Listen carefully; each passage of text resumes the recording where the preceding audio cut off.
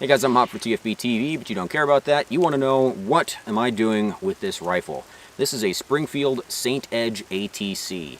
Saint is Springfield's name for their series of AR-15s, and sure enough, underneath all this metal is an AR-15. Let's take a closer look at it. So why does the Edge ATC look like an AR-15 had a salacious Craigslist orgy with an FNF-2000 and the battle rifle from Halo? It would take at least 2 paternity tests and an appearance on Armory to figure this one out. The Edge ATC is an 18-inch barreled version of the Saint AR-15 with a monolithic lower.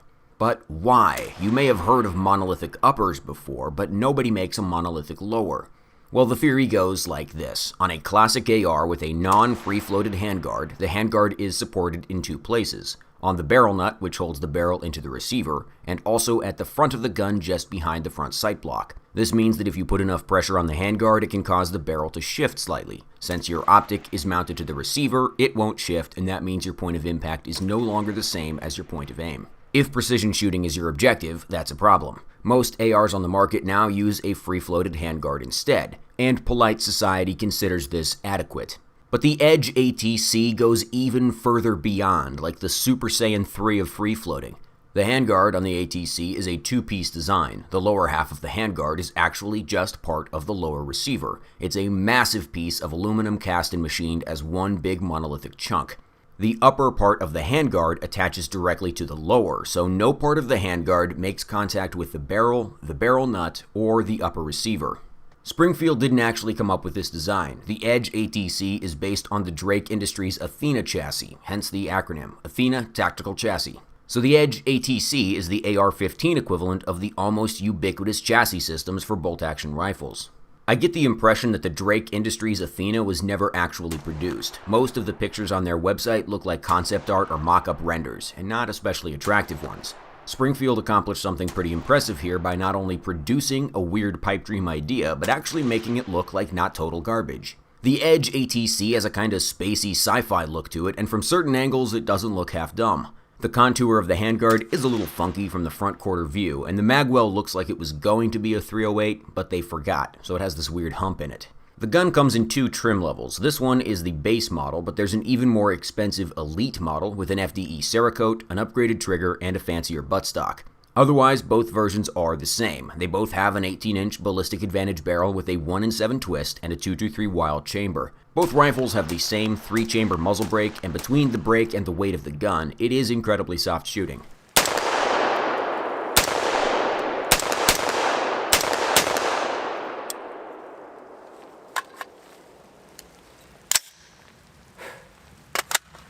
Brake works. MSRP of the base model is a stout $1,549, and MSRP of the Elite is an eye-watering $1,900. In exchange for that princely sum, Springfield promises the Edge ATC will do 1 MOA with quality ammo, which is fine and all, but that's the same standard accuracy guarantee of any ballistic advantage barrel. It doesn't seem to suggest that the monolithic lower is really doing anything for us here. The black model that I have for review has a B5 grip and stock, and a pretty average flat-face single-stage trigger. The feel and pull weight are like any other polished-up mil-spec trigger on the market. The Elite model has the B5 PRS stock, which offers some finer adjustments than the B5 SOP mod on the black model. It also has a flat-faced version of the LaRue MBT2S trigger, which is a nice upgrade that really should be in both rifles. LaRue triggers aren't that expensive, and for that matter, neither are most ballistic advantage barrels. So where did the money go? I think it's all in the lower. The ATC is built on top of a massive block of machined aluminum, which frankly must be horrifically expensive to produce both in terms of materials and machine time. The chassis design also makes the ATC an obscenely heavy rifle. The black model is a little over 9.5 pounds, and the Elite model is a bit over 10 pounds. A gun this heavy and this expensive should be so precise you can use it to perform PRK surgery at half a kilometer. I ran a bunch of different match loads through the ATC. The accuracy guarantee is for sub-MOA with 3-round groups. I shot 5-round groups because it gives a better idea of what the rifle can actually do, but it's still more affordable than 10-shot groups. We ain't exactly ballin' on a Bourbon and Black Hills budget here. So how'd it do? I found a few loads this rifle seemed to like. It was hovering around the sub-MOA or slightly above MOA range with ADI 69 grain Sierra Match King, Black Hills 68 grain open tip match, and Federal 77 grain gold medal match. I also shot some Black Hills 77 grain tipped Match King, which the rifle just didn't seem to like. I could probably get better groups out of the rifle if I put it on a lead sled, and I think a better trigger would also make it easier for me to get really tight groups. These group calculations were done by running the pictures of the targets through the Range Buddy app. The measurements may be a little off, but they're good enough for our purposes. I shot the ATC side by side with my Clone Correct Nut and Fancy SPR, which has a 17.7 Hansen barrel also made by Ballistic Advantage, and the ATC consistently turned in better groups. Part of that is probably due to magnification. I did all of the shooting of the ATC with a medium magnification Crimson Trace scope on top, the Hardline Pro 4-16 by 50. It's a nice scope and it offers plenty of magnification for shooting groups at 100 yards. The scope on my SPR is a lightweight Bushnell that tops out at 10x. It just doesn't have the right reticle or enough magnification for punching paper. So the rifle is accurate. The guarantee is for sub-MOA 3-shot groups. I was able to get sub-MOA with 5-shot groups, at least with certain ammunition. This rifle has a cool party trick that I'd like to be able to show you, but unfortunately I can't. So in order to take this thing down for cleaning, you cannot pop the rear pin and tilt the upper down to access the bolt carrier, charging handle, and the barrel, because this monolithic lower gets in the way. So you have to be able to pull the upper straight off the top of the rifle. But this top piece of the handguard is in the way.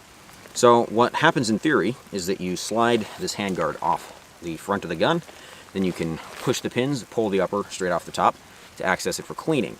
This was a source of concern for some people who, I guess, were thinking like, hey, anything I mount to this top rail probably won't hold zero because the rail will be too flimsy. And that, I can see that being a concern, and I've seen some videos of people with Saint Edge ATCs that have sort of loose top rails. I'd say not generally a concern because I'm not really sure why you think you'd be mounting lasers to this thing. However, I got my review copy of this rifle in, and my top rail is rock solid.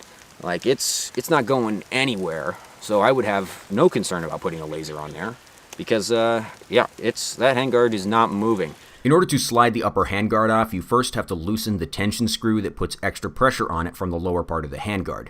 There are 2 more tension screws at the back of the gun that keep the upper receiver tight to the lower. Those have to be loosened as well in order to push the takedown pins out of the gun. I don't actually own a hex wrench long enough to access the rearmost tension screw, so in order to field strip the gun, I would have to remove the whole grip.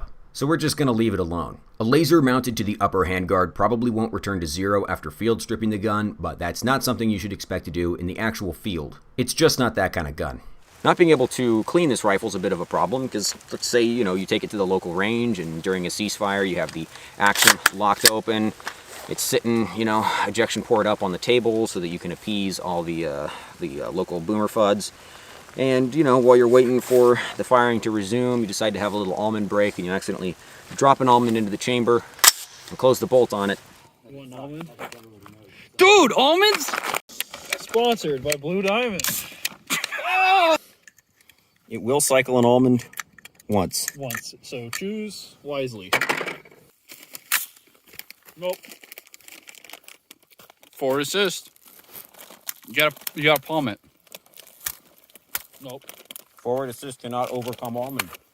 Boy, that'd be really hard to clean out. I think there's a well-made, accurate AR buried under all this monolithic aluminum bullshit, but the chassis itself is a real puzzler. Now we have to engage the right hemisphere of our brains where the nut and fancy lobe is located and ask the tough question. What's the fucking point? The ATC is so heavy, it's basically an emplaced weapon. Even before you put a bipod and a nice piece of glass on it, the gun is so unwieldy you shouldn't expect to shoot it from the shoulder. So can we find room in our hearts and our safes for a heavy, accurate rifle in a relatively minor caliber? Speaking purely to the practical, first kind of cool philosophy of use, you could call the ATC a police urban sniper rifle, kind of like a SIG 550-1. This doesn't make a lot of sense, because the SIG 550-1 didn't make a lot of sense either.